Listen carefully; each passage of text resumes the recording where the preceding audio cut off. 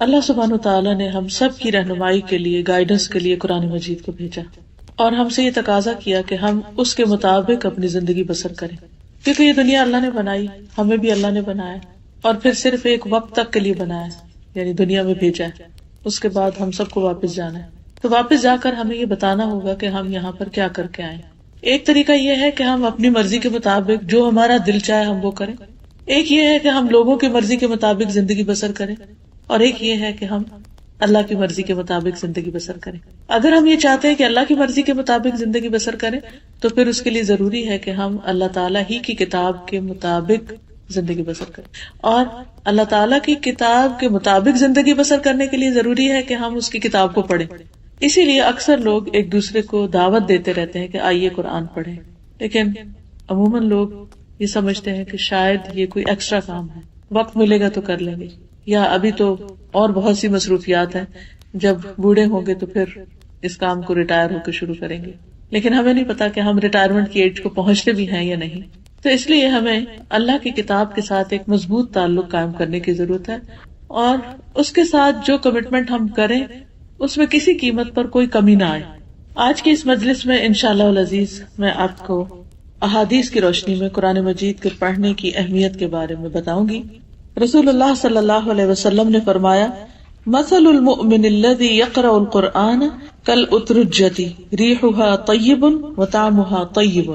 اس مومن کی مثال جو قرآن پڑھتا ہے ترنجبین نارنگی جیسی ہے، ٹینجرین کی طرح ہے، کہ اس کی خوشبو بھی اچھی ہے اور اس کا ذائقہ بھی اچھا ہے، یعنی کھانے کے بعد انسان خوش ہو جاتا ہے، ہاتھوں سے بھی خوشبو آتی ہے، اس کے منہ سے بھی خوشبو آتی ہے، اور کھانے کے بعد انسان کے اندر ایک اچھی فریش فیلنگ آتی۔ آپ کتنے بھی ٹائرڈ ہوں، اگر 2-3 ٹینجرین کھا لیں تو اس کے بعد آپ کی ٹائرڈنس ختم ہو جاتی ہے۔ والذی لا یقرأ القرآن کالتمرۃ لا ریح لها وطعمها حلو۔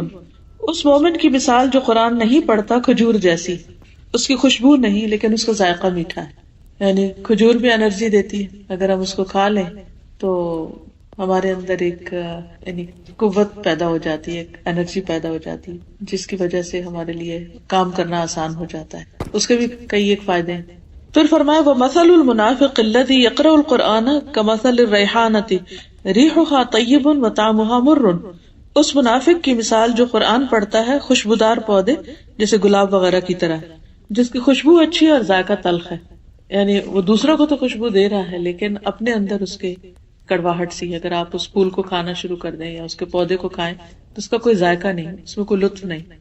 اور پھر فرمایا وَمَثَلُ الْمُنَافِقِ الَّذِي لَا يَقْرَأُ الْقُرْآنَ كَمَثَلِ الْحَنْظَلَةِ لَيْسَ لَهَا رِيحٌ وَطَعْمُهَا مُرٌّ۔ اس منافق کی مثال جو قرآن نہیں پڑھتا اندرائن تمہ جیسی کڑوی چیز کی طرح ہے، جس میں خوشبو نہیں اور اس کا ذائقہ بھی کڑوا ہے۔ تو یہاں اب لوگوں کو 4 کیٹیگریز میں تقسیم کر دیا گیا۔ پہلی کیٹیگری کے لوگ جو مومن ہیں، ایمان بھی رکھتے ہیں اور اس کے ساتھ قرآن بھی پڑھتے ہیں، ایسے لوگوں کے ساتھ آپ ملاقات کریں تو ان سے مل کر بھی آپ کو خوشی ہوگی اور ان سے آپ کو اچھی بات لے کے نکلیں گے، کیونکہ ان کے پاس قرآن کی وزڈم ہے۔ ایسے لوگ اپنے ماحول کے لیے خوشی کا باعث ہوتے ہیں، اپنے لیے بھی اور دوسروں کے لیے بھی۔ جیسے پہلے میں نے عرض کیا کہ اگر آپ بہت بھی تھکے ہوئے ہوں تو 2-3 ٹینجرین کھانے سے آپ کی ساری تھکاوٹ دور ہو جاتی، آپ کی آنکھیں کھلنے لگتی ہیں، آپ کے اندر لگتا ہے کسی نے ایک روح ڈال دی۔ اسی طرح آپ روحانی طور پر، ذہنی طور پر کتنے بھی تھکے ہوئے ہوں، لیکن اگر آپ قرآن مجید کے کچھ حصے کی تلاوت کر لیں یا اس کو سن لیں یا اس کو پڑھ لیں، اس کو سمجھ لیں، تو آپ کی روحانی تھکاوٹ دور ہونے لگتی ہے۔ اور جب آپ کی اپنی تھکاوٹ دور ہوتی ہے تو آپ کام ڈاؤن ہوتے ہیں، جب آپ کام ڈاؤن ہوتے ہیں تو پھر آپ کا معاملہ دوسروں سے بھی اچھا ہونے لگتا ہے۔ جب دوسروں کے ساتھ آپ اچھے ہوتے ہیں تو ان کو آپ سے خوشی ملتی، جب آپ انہیں خوش کرتے ہیں تو جواب میں وہ بھی آپ کو خوش کرتے ہیں۔ لیکن اگر ہم قرآن مجید سے تعلق نہیں رکھتے تو اس کی بھی آگے مثال بتائی گئی کہ جس دل میں قرآن نہیں وہ ویران گھر کی طرح ہے جو بے آباد ہو۔ دوسری بات یہاں یہ بتائی گئی کہ جو قرآن نہیں پڑھتا لیکن ہے ایمان والا تو وہ ہے تو میٹھا لیکن اس کی کوئی خوشبو نہیں، یعنی وہ اپنی ذات میں اچھا بھی ہو سکتا ہے لیکن اس سے دوسروں کو کوئی زیادہ فائدہ نہیں پہنچتا۔ اپنی ذات میں کس طرح اچھا ہے کہ وہ نماز پڑھ لیتا ہے، روزہ رکھ لیتا ہے، اپنے آپ کو فائدہ پہنچا رہا ہے لیکن دوسروں کو فائدہ نہیں پہنچا رہا، کیونکہ قرآن مجید ایک دعوت کی کتاب ہے کہ جس میں جو کچھ ہم سیکھتے ہیں ہم پر ایک لازم ہو جاتا ہے کہ اس کو ہم دوسروں سے بھی شیئر کریں۔ تو خوشبو جو ہوتی ہے وہ پھیل جاتی ہے. اسی طرح قرآن پڑھنے کے بعد انسان آرام سے نہیں بیٹھ سکتا، وہ لازماً دوسروں کی خیر اور بھلائی سوچنے لگتا ہے کہ ان کو میں کیسے فائدہ پہنچاؤں. پھر انسان خود غرض ہو کے صرف اپنے لیے نہیں جیتا، اسے دوسروں کی بھی فکر لگ جاتی، اپنے بچوں کی فکر لگ جاتی ہے، اپنے ہسبینڈ کی لگتی ہے، اپنے بہن بھائیوں کی، اپنے رشتہ داروں کی، سارے انسانوں کی لگ جاتی. تو ایسا انسان سب کی خوشی اور سب کی آخرت کی بھلائی کا باعث بنتا ہے اور دنیا میں بھی دوسروں کو خیر پہنچاتا ہے. تو اب ہمیں یہ ڈیسائیڈ کرنا ہے کہ ہم کون سے مومن بنے، وہ جو خوشبودار ہیں یا وہ جو صرف خود غرض ہیں. پھر تیسری مثال ہے منافق کی، کیونکہ منافق بھی اپنے آپ کو بظاہر مسلمان کہتے ہیں، تو وہ اگر قرآن پڑھتا ہے اور خود اس پر عمل نہیں کرتا تو وہ پھول کی طرح ہے، دوسروں کو تو خوشبو دے رہا ہے لیکن خود اس کو اس قرآن سے کوئی فائدہ نہیں.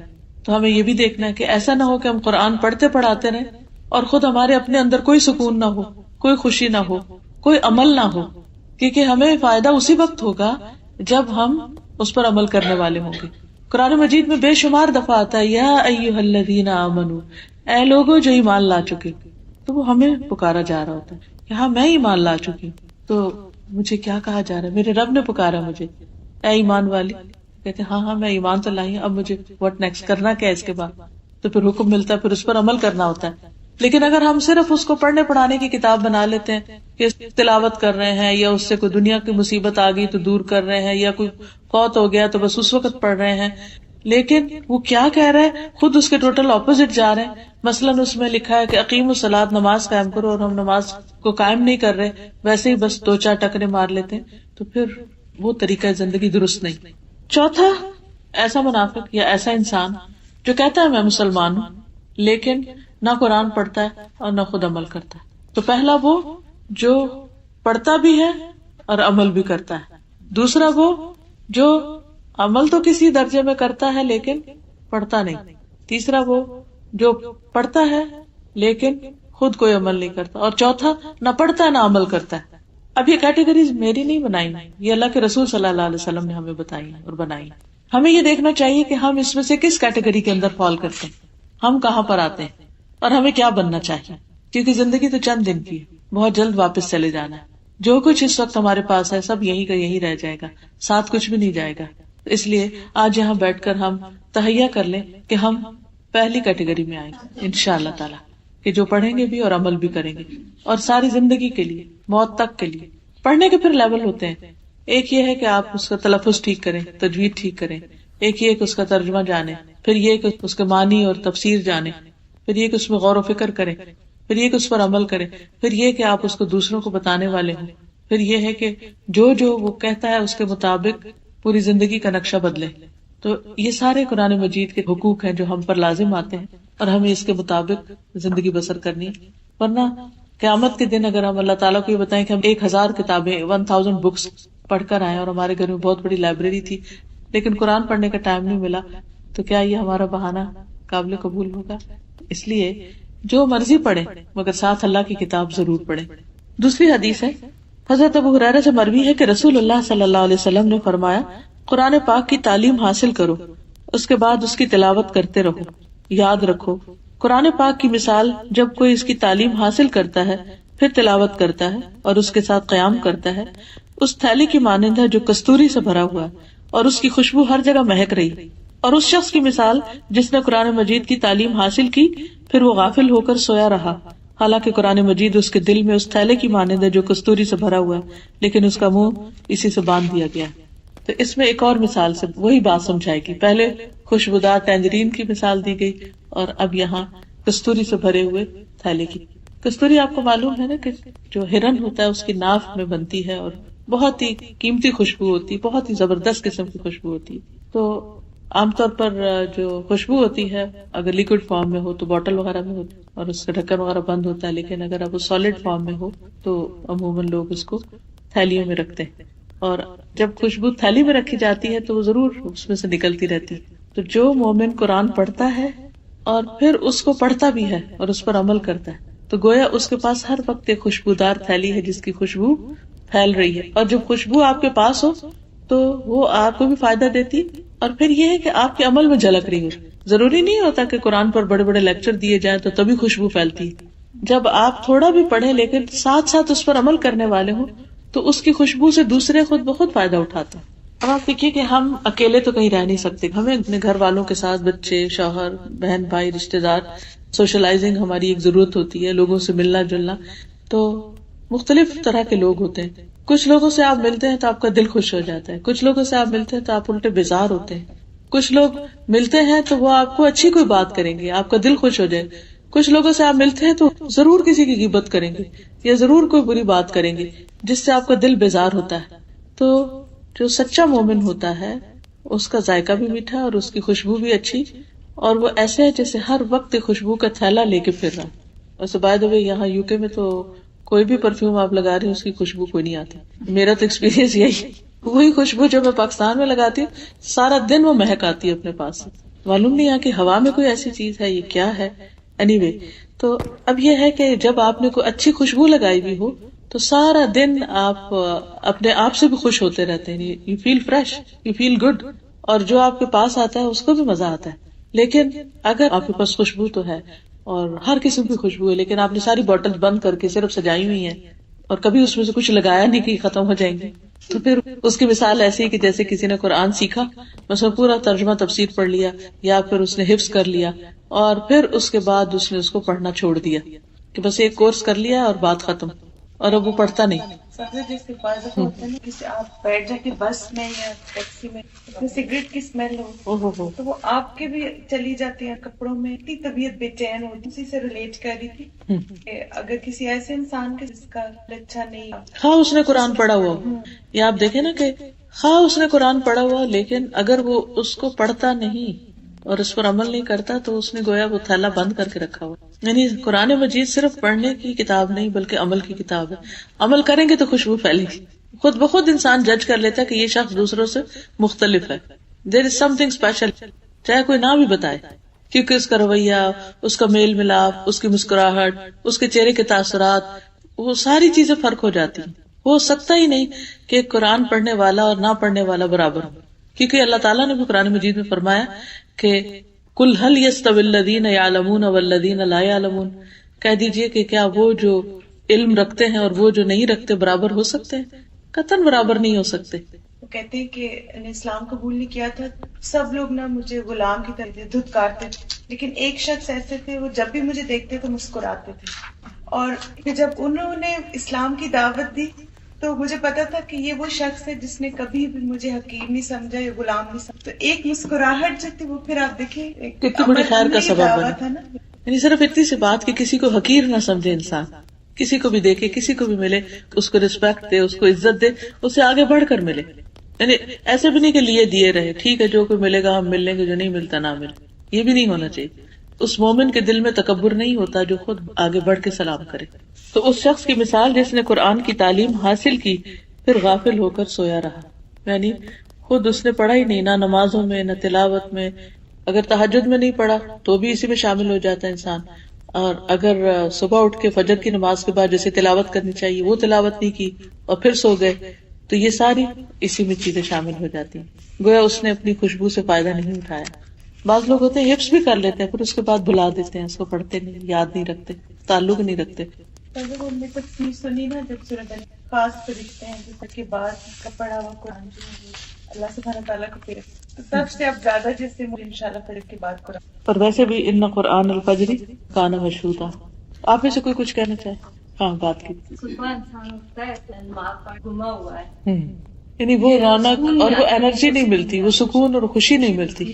جیسے یہ چیز فطرت میں بھی ہے نا کہ پرندے جتنے ہیں، آج کوئی مجھے بتا رہا تھا کہ ان کا طوطا ہے اور وہ صبح سویرے سب سے پہلے اللہ اللہ کرتا ہے. انہوں نے اس کو لفظ اللہ سکھا دیا ہوگا اور وہ ارلی مارننگ اللہ کا نام لیتا ہے. تو چلو طوطا تو بول کے اللہ کر رہا ہے، لیکن اللہ تعالیٰ فرماتے ہیں کہ وہ ام من شیء الا یسبح بحمدہ، کوئی چیز ایسی نہیں کہ جو اللہ کی تسبیح نہ کر رہی، ہر چیز اللہ سبحانہ تعالیٰ کی تسبیح کر رہی. جی اس وقت بھی پڑھ سکتے ہیں، اس وقت بھی پڑھ سکتے ہیں. دن کے کاموں کا آغاز جو ہے وہ اللہ کی کلام سے ہونا چاہیے. یعنی اس سے پہلے کہ آپ اور کوئی کام شروع کریں پہلے آپ پڑھ لیں. اگر آپ کے پاس اس وقت بہت وقت نہیں بھی تو بھی کم از کم اس کو کھولیں، اس کو دیکھیں اور ایک صفحہ پڑھ لیں، 2 پڑھ لیں، زیادہ پڑھ لیں. اور اگر آپ پڑھتے رہیں تو آپ کی اسپیڈ خود بخود زیادہ ہو جائے گی. شروع میں گھبراہٹ ہوگی، اور اگر آپ سمجھتے ہیں کہ آپ کی ابھی تک کچھ غلطیاں بھی ہیں تو کچھ پڑھنے کے بعد آپ کسی بھی اچھے قاری کی، جیسے ابھی ہم نے ڈفرینٹ تلاوتیں سنی ہیں، وہ لگا کے انگلی ساتھ رکھ کے تو غور کرتے جائیں الفاظ کے اوپر، اور بغیر آواز کے منہ کو ساتھ ساتھ ہلاتے جائیں. تو اس سے بھی اگر کوئی اور ٹیچر میسر نہیں تو انشاءاللہ تعالیٰ آپ بہت اچھی طرح سیکھ جائیں گے اس سے. یعنی وہ سن کے، کیونکہ لسننگ سے انسان کی ریڈنگ امپروو ہوتی. جی ہاں، اس میں یہ ہے کہ جیسے سورۃ واقعہ کے بارے میں جو حدیث ہے وہ تو ضعیف ہے، مگر سورۃ ملک آپ پڑھ سکتے ہیں. اسی طرح جمعے کے دن سورۃ الکہف ہے. لیکن صبح کے وقت یہ جو ہمارے کلچر میں عام ہے سورۃ یاسین اور سورۃ رحمان وغیرہ ریگولرلی پڑھنے کی، اس کی کوئی دلیل نہیں. صبح کے وقت شروع سے لے کے قرآن مجید آخر تک سال میں کم از کم ایک دفعہ ضرور ختم ہو جانا چاہیے. سورۃ البقرہ سے پڑھ کے الناس تک، رمضان تک ایک پڑھ لیں اور پھر رمضان میں ایک اور. یہ منیمم ہے، بیر منیمم. اس سے زیادہ جتنا بھی چاہیں آپ پڑھیں.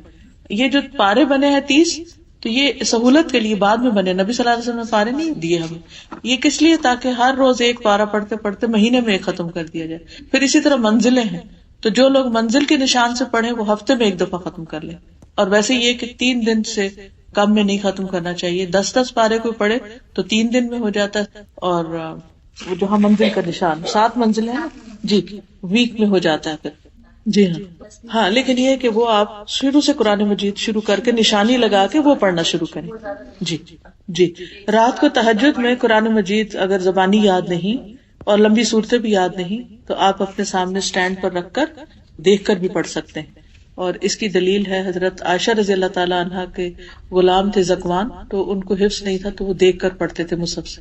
اس میں اگر آپ بڑا قرآن مجید لے لیں نا کہ جس کے ایٹ لیسٹ 2 بڑے بڑے پیج ہوں، تو ایک رکعت میں ایک پیج پڑھ لیں، دوسرے میں دوسرا پڑھ لیں، اور پھر جب اگلی دفعہ اٹھیں تو پھر ایک ایک پیج پڑھ لیں. کر سکتے ہیں جتنی کم سے کم حرکت ہو. بس اس طرح ہے کہ ایک دفعہ ایسے سے ایسے کر لیں، لیکن اٹھا کے ہاتھ میں آگے بھی دیکھنا پیچھے، یہ سب غلط، یہ نہیں ہونا چاہیے. ویسے آج کل سٹینڈ ملتے ہیں، مجھے نہیں معلوم یہاں ہے کہ نہیں، دبئی میں ملتے ہیں، میرے پاس ہے. اور جی آپ یہ بھی کر سکتے ہیں کہ جیسے یہ میز ہے اپنے لیول کے، جیسے ڈائننگ ٹیبل کے پاس اگر آپ پڑھ رہے ہیں یا کوئی بھی چیز جس پر آپ رکھ دیں، پاک صاف جگہ ہو، اور ایک ہاتھ سے بس لے کے پڑھ کے پھر رکوع میں جاتے ہوئے اس کو دوبارہ رکھ دیں. تو بس اس طرح بھی پڑھ سکتے ہیں اگر سٹینڈ نہیں ہے.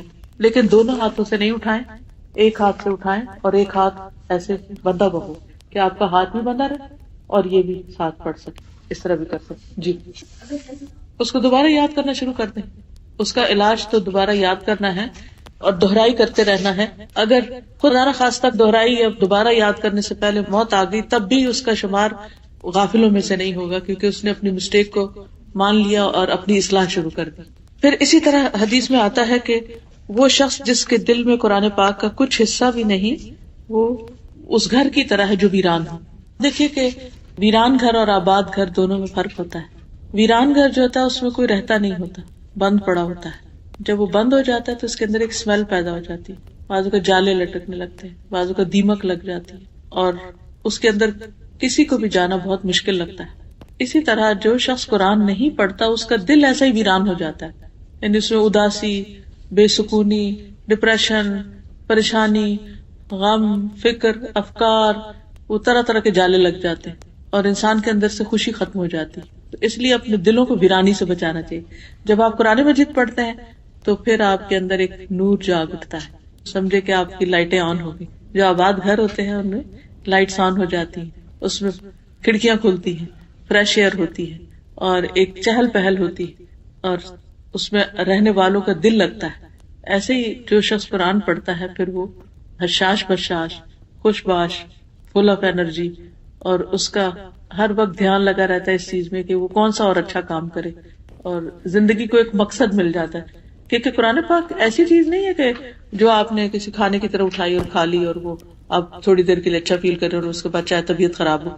ایسی چیز نہیں ہے. قرآن پاک تو آپ کو ساتھ ساتھ یہ بھی بتاتا ہے کہ اچھا واٹ نیکسٹ، اب کرنا کیا ہے.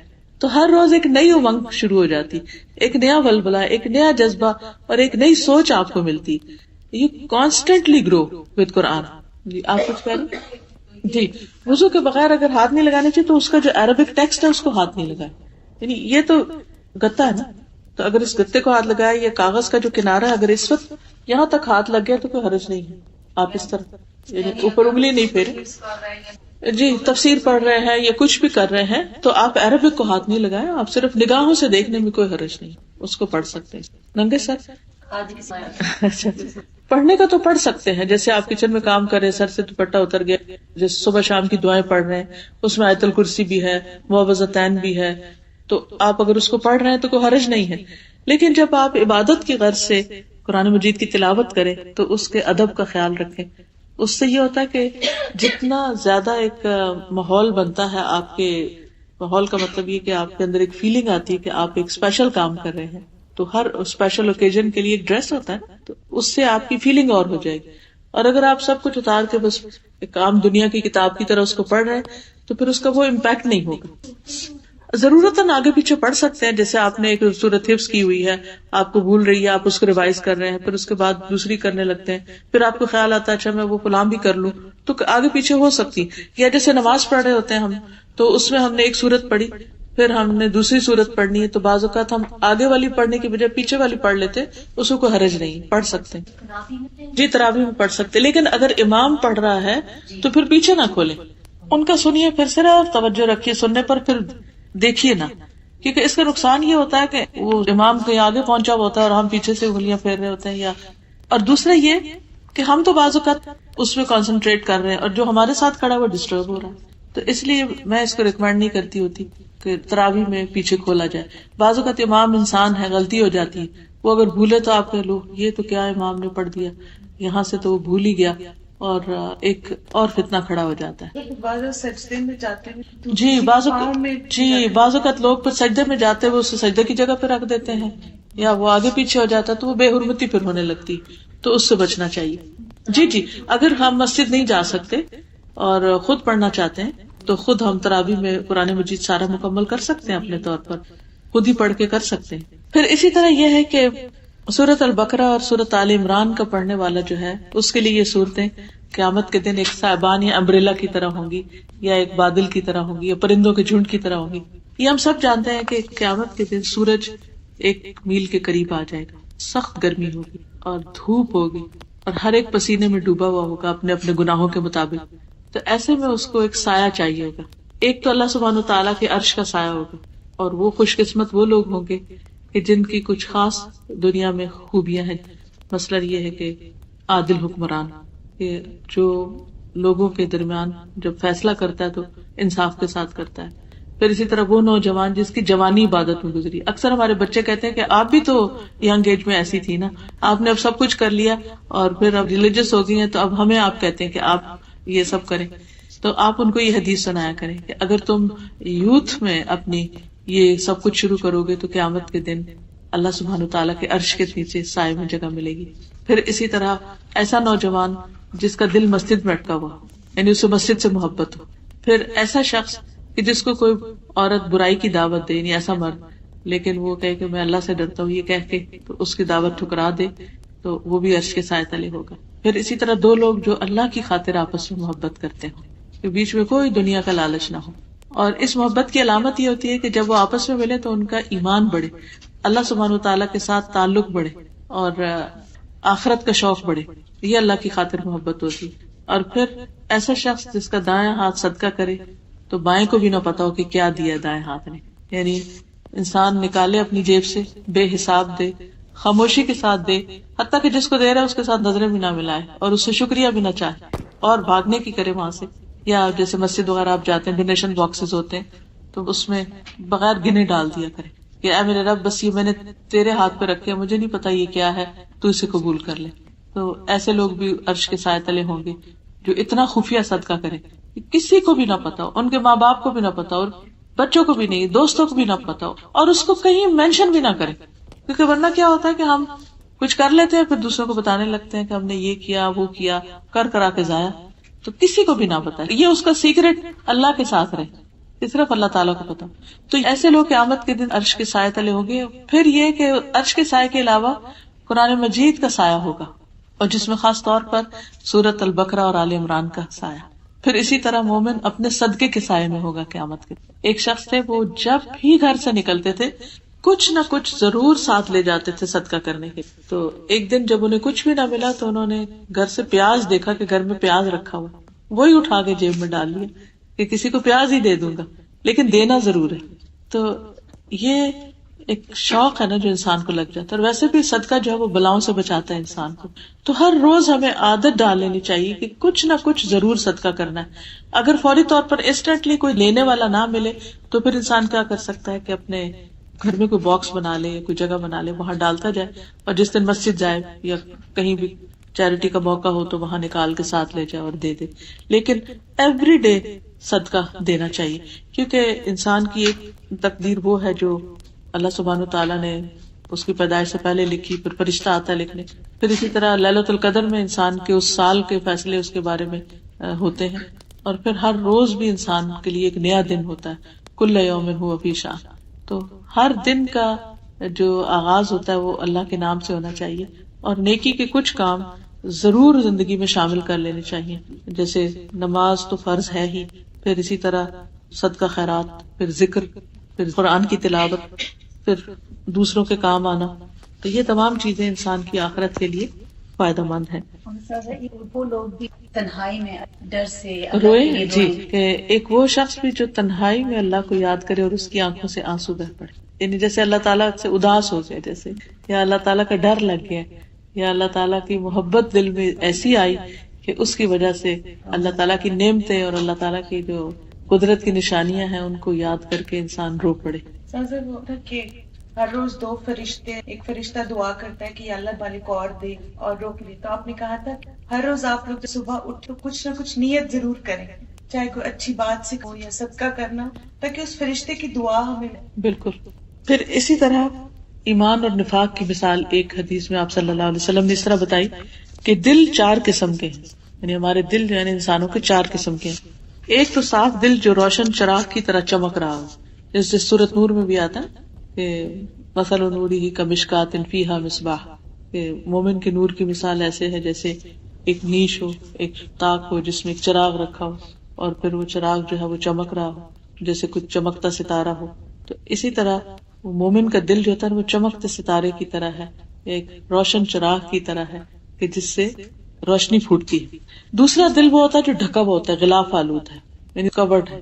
تیسرا دل ہے جو الٹا ہے, یعنی جیسے ایک گلاس سیدھا رکھا ہو نا, اور ایک یہ ہے کہ اس کو اپ سائڈ ڈاؤن کر دیا جائے. تو کچھ دل ایسے الٹے ہیں, ان میں کوئی خیر کی بات نہیں جاتی.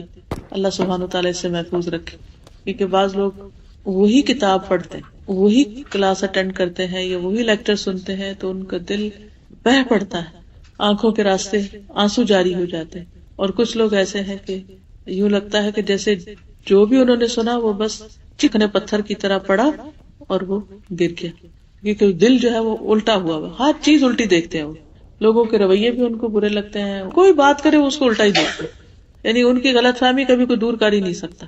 اور چوتھے وہ دل ہیں جو مکس ہے, مخلوط ہے, یعنی ان کے اندر کچھ اچھا ہے کچھ اچھا نہیں ہے. ٹھیک ہے, فرمایا جو پوری طرح نورانی ہے یہ مومن کا دل ہے, یعنی چمکتے چراغ کی طرح مومن کا دل ہے.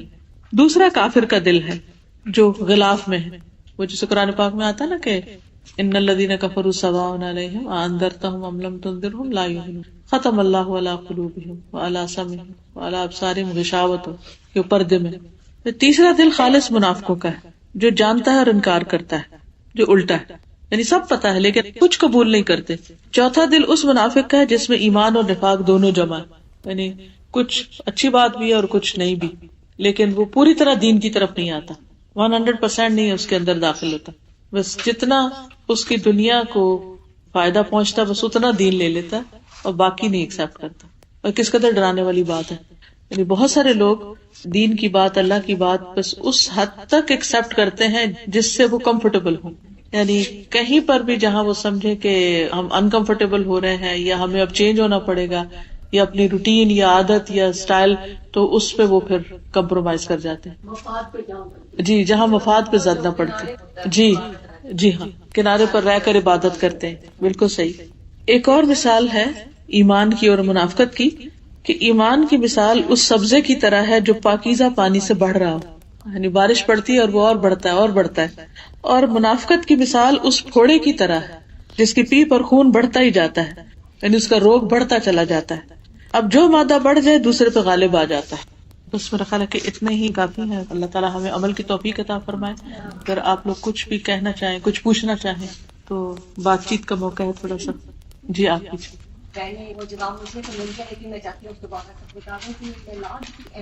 انہوں نے میلاد کے بارے میں پوچھا. میلاد کہتے ہیں یوم ولادت منانا, یعنی اردو میں اس کا مطلب یہ ہے برتھ ڈے منانا. اگر دیکھا جائے تو اوریجنلی برتھ ڈے کا کانسیپٹ اسلام میں ہے ہی نہیں. اس کی وجہ یہ ہے کہ انسان جب پیدا ہوتا ہے تو اسی دن سے اس کا کاؤنٹ ڈاؤن شروع ہو جاتا ہے. بظاہر ہمیں لگتا ہے کہ ہم نے 1 سال گین کیا ہے, لیکن کم ہو رہا ہوتا ہے. تو خوشی کی بجائے اس پر انسان کو فکر کرنی چاہیے کہ اب پچھلے سال کی نسبت اس سال میری زندگی اور کم ہوگی, اور کم ہوگی, وقت تھوڑا رہ گیا. تو اس پر وہ خوش نہیں ہو سکتا, اور نہ ہی یہ خوشی کا موقع ہے. بیسیکلی یہ تو ہے عام لوگوں کا برتھ ڈے. اور جہاں تک پروفٹ کا برتھ ڈے ہے صلی اللہ علیہ وسلم, تو ہمیں کوئی ایسی تاریخ, دن, وقت, جگہ نہیں ملتی تاریخ میں, سیرت میں, کہ جس میں آپ صلی اللہ علیہ وسلم نے اپنا کو برتھ ڈے منایا ہو. اس کے بعد آپ نے صحابہ کے دور کو بہترین دور کہا, اس میں بھی کوئی ایک واقعہ نہیں. تیسرا دور تابعین کا ہے, کوئی واقعہ نہیں. اس کے بعد تبع تابعین. 3 صدیوں کو نبی صلی اللہ علیہ وسلم نے خیر القرون کہا تھا. ان 3 صدیوں میں ایک سنگل انسیڈنٹ بھی میلاد گاہ میں نہیں ملتا. نہ صرف یہ کہ پروفٹ کا نہیں ملتا, کسی کا بھی نہیں ملتا, ہے ہی نہیں کوئی ایسی چیز. یعنی کہ نبی صلی اللہ علیہ وسلم کی وفات کے کئی سو سال بعد یہ قصہ شروع ہوا, اور لوگوں نے اس کو ثواب سمجھ کر نبی صلی اللہ علیہ وسلم کی محبت کے طور پر یہ کام شروع کر دیا کہ نہیں, ہم اپنے بچوں کی نہیں مناتے, ہم اپنے ملک کا نہیں مناتے, تو ہم کیوں نہ پروفٹ کی بھی منائے. اب یہ چیز ایسی شروع ہوئی, اور اس کے ساتھ پھر کھانا پینا اور سوشلائزنگ اور کئی چیزیں شروع ہو گئی, جس کی وجہ سے پھر وہ چیز بڑھتی چلی گئی. اور اب اس کو ایک ریچول سمجھ کے کیا جاتا ہے. میں ایک حدیث سنانا چاہ رہی تھی. نبی صلی اللہ علیہ وسلم نے اپنے حوض کے بارے میں فرمایا ہے. آپ نے فرمایا میرا حوض 1 ماہ کی مسافت کے برابر ہے, اور اس کے سارے کونے برابر ہیں, چکور ہے. یعنی قیامت کے دن حشر کے میدان میں جو آپ کا حوض ہوگا, حوض کوثر, اس کا پانی چاندی سے زیادہ سفید, اس کی خوشبو مشک سے زیادہ بہتر, اس کے کوزے یعنی کپس آسمان کے ستاروں کی طرح ہے. جو شخص اس سے پیے گا اسے کبھی پیاس نہیں لگے گی. آپ نے فرمایا میں حوض کوثر پر تمہارا پیش خیمہ ہوگا, یعنی پہلے پہنچوں گا, اور حوض کوثر کی چوڑائی اتنی ہے جتنی کہ ایلا سے جوفا کے مقام تک کا فاصلہ ہے. مجھے تم سے اس بات کا ڈر نہیں کہ تم میرے بعد مشرک بن جاؤ گے. میں اپنی امت سے یہ نہیں ڈرتا کہ جو ایک دفعہ ایمان لے آئے پھر وہ بتوں کی پوجا نہیں کر سکتا, لیکن مجھے تم سے اس بات کا ڈر ہے کہ تم لوگ دنیا کے لالچ میں آپس میں حسد کرنے لگ جاؤ گے, اور آپس میں خون ریزی کرنے لگ جاؤ گے, جس کے نتیجے میں تم ہلاک ہو جاؤ گے جس طرح تم سے پہلے لوگ ہلاک ہوئے. عقبہ کہتے ہیں میں نے رسول اللہ صلی اللہ علیہ وسلم کو اس بات کے وقت آخری مرتبہ ممبر پہ دیکھا تھا. یہ آپ کی ایک طرح سے آفیشیل آخری نصیحت تھی. پھر آپ نے یہ بھی فرمایا کہ کچھ لوگ میرے پاس حوض پر آئیں گے تو ان کو روک دیا جائے گا. میں کہوں گا یہ میری امت کے لوگ ہیں, کیونکہ امتیوں کی پہچان کیا ہوگی کہ ان کے بازو, ان کے پاؤں, ان کا چہرہ چمک رہا ہوگا نمازوں کی اور وضو کی وجہ سے, تو آپ پہچان جائیں گے کہ یہ تو میری امت کے لوگ ہیں. تو بتایا جائے گا کہ آپ کو نہیں معلوم کہ انہوں نے دین میں کیسی کیسی نئی باتیں نکالی. تو آپ فرمائیں گے سحقن ان کو مجھ سے دور رکھو, دور رکھو. کیا ہمارا دین مکمل ہو چکا ہے؟ کیا نبی صلی اللہ علیہ وسلم نے ہمیں ہر نیکی کی ثواب کی بات بتا دی ہے؟ ہمارے اس پہ یقین ہے. تو آپ سے کچھ بھی چھوٹا نہیں, تو آپ نے ہمیں کوئی میلاد کا نہیں بتایا. اس لیے ہمیں ایسی چیزوں سے پرہیز کر کے وہ کام کرنے چاہیے جو ہمیں آپ کی محبت کے اور قریب کرنے والے. اور کوئی چیز مخلوط مذاہب کے ساتھ جب اسلام کا مقابلہ ان مذاہب کے لوگ کرتے ہیں, اکثر اوقات ہمارے بچوں سے یہ سوال کیا جاتا ہے کہ کیا وجہ ہے کہ صرف اسلام میں اس کے پیروکاروں کے لیے بے تحاشا پابندیاں اور سختیاں اور ڈراوے, جبکہ اس کے برعکس دوسرے مذاہب میں شاید عمل نہ کرنے کی صورت میں سزا کا تصور یا تو ہے نہیں یا بہت کم. بات یہ ہے کہ جوڈیزم ہو یا کرسچینٹی ہو, یہ سب بیسیکلی اللہ سبحانہ وتعالیٰ کے بھیجے ہوئے دین, لیکن لوگوں نے ان کتابوں کو, اپنے دین کو اپنی دنیا کی خواہشات پوری کرنے کے لیے تبدیل کر لیا, اور اس میں سے ایسی ساری چیزیں نکال دی کہ جو ان کو پسند نہیں تھی. اس کے بعد جب قرآن مجید آیا تو اللہ نے خود ہی حفاظت کا اس کا ذمہ لے لیا کہ کوئی اسے چینج نہیں کر سکتا. تو جو کچھ تھا ایز اٹ از اس میں باقی تھا. یہ سب کچھ پچھلی کتابوں میں بھی تھا, لیکن انہوں نے نکال دیا.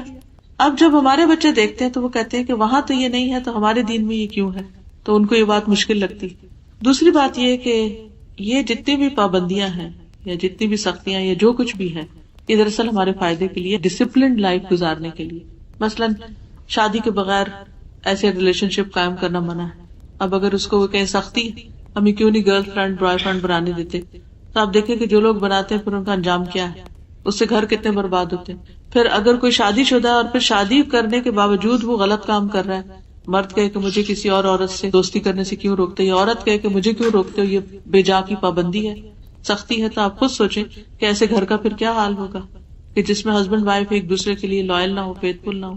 پھر یہ کہ اگر بچوں کو وقت سے پہلے شادی کے بغیر ہی پڑھائی کے دور میں یہ سب کام کرنے کی اجازت دے دی جائے تو آپ دیکھیں کہ ان کا فیوچر کیا ہوگا. آج بھی جو لوگ دنیا کے لیے بھی کام کرتے ہیں وہ ایسی بہت سی خرافات سے بچتے ہیں، اور دوسرے مذاہب کے وہ لوگ جو واقعی اپنے مذہب کو پکڑے ہوئے ہوتے ہیں ان کے اندر بھی کافی ڈسپلن ہے، وہ ایسے فالتو آوارہ بچوں کو نہیں پڑھنے دیتے. یہ تو صرف ایک چیز ہے. پھر اسی طرح فوڈ ہے، تو آپ دیکھیے کہ بہت سارے لوگ جو دوسرے مذاہب کے وہ فوڈ کے معاملے میں کتنے کانشیس ہیں. وہ ہر وہ چیز نہیں کھاتے، جنک فوڈ نہیں کھاتے. کیوں نہیں کھاتے؟ کیونکہ ان کی صحت پر برا اثر پڑے گا. میرے پاس ایک لڑکی کام کرتی ہے پاکستان میں، تو اس نے اپنے بھائی کے بارے میں بتایا کہ he was extra brilliant, engineering میں پڑھ رہا تھا اور ٹاپ کر رہا تھا. اس نے پڑھتے پڑھتے ایسی چیٹ پر کسی لڑکی کے ساتھ اس کی دوستی ہو، اور جس دن اس کا پیپر تھا، شاید آخری سال کا تھا، ساری رات وہ چیٹ کرتا رہا اور صبح اس کا پیپر خراب ہو گیا تو کالج والوں نے اس کو ایکسپیل کر دیا. اس کے بعد کسی طرح اس کے باپ نے زمین بیچی گاؤں میں اور بیچ کے اس کو UK بھیجا. یہاں آیا، یہاں آ کے وہ 3-4 سال پڑھا. جب اس کے آخری سال تھا، ڈگری ملنے کا وقت تھا، تو اس کا کسی ایکسٹریم مذہبی گروپ سے واسطہ ہو گیا اور انہوں نے کہا کہ یہاں کا رہنا اور یہاں پڑھنا یہ سب کچھ غلط ہے.